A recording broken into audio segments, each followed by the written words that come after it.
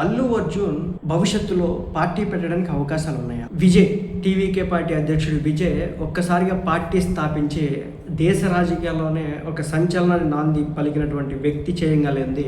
ఆంధ్ర రాష్ట్రంలో మంచి fan base ఉన్నటువంటి అల్లు అర్జున్ పార్టీ పెట్టగలడా, పెట్టే ఛాన్స్ ఉందా అంటే, సో ఆయన అభిమానులు అయితే మా ఓడికి అంత చరిష్మా ఉంది, అంత కరిష్మా, అంత సత్తా ఉంది, సామర్థ్యం ఉంది, దమ్ము ఉంది, ఊపు ఉంది, ఫ్యాన్ బేస్ ఉంది, స్టార్డమ్ ఉంది, ఇలా రకరకాలుగా చెప్తా ఉన్నారనమాట.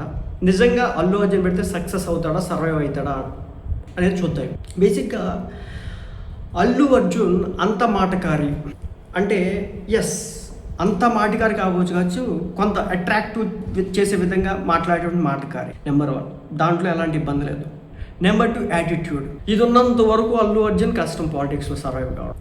అంటే ఏవో పాయింట్స్ ఉంటాయి కదా, ఆ పాయింట్స్ నిజమో కదా తెలియదు, కానీ ఆ పుష్ప శ్రీనివాస్ సంబంధించిన ప్రీ రిలీజ్ ఈవెంట్ ఉంటుంది కదా, ఆ ఈవెంట్కి వచ్చిన టైంలో ఆ పాయింట్స్ ఏవైతే ఉంటాయో అవి అప్లికబుల్ అవుతాయి అనమాట చుట్టూ ఉన్న వాళ్ళందరికీ కూడా. ఆయన నడిస్తే చుట్టుపక్కల జనం ఉండకూడదు, ఆయన కళ్ళ తలపైకి ఎత్తితే ఎవరు కూడా ఆయన కళ్ళల్లో చూడకూడదు, ఇలాంటివన్నీ ఉంటాయి అనమాట. ఇలా పెట్టుకునేటటువంటి వ్యక్తులు రాజకీయాల్లో సర్వైవ్ అవ్వడం సాహసమే అని చెప్పాలి, వర్కౌట్ కాదు.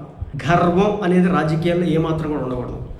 గర్వం అనేది ఉంటే ఒక కేసీఆర్కి పట్టినటువంటి గతే పట్టింది. గర్వం అనేది ఉంటే కనుక ఈ రోజున తమిళనాడుకి సంబంధించిన స్టాలిన్కి పట్టినటువంటి గతే పట్టింది.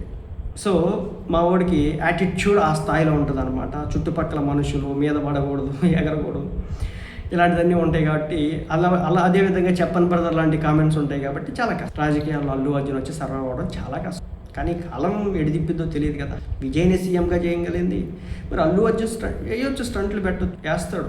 తెలంగాణలో ఆంధ్రలో ఈ రోజు కాబట్టి ఇంకొక 20 ఏళ్ళకైనా పార్టీ పెట్టడానికి ప్రయత్నం చేస్తాడు. చూద్దాం ఏం జరగబోతుంది.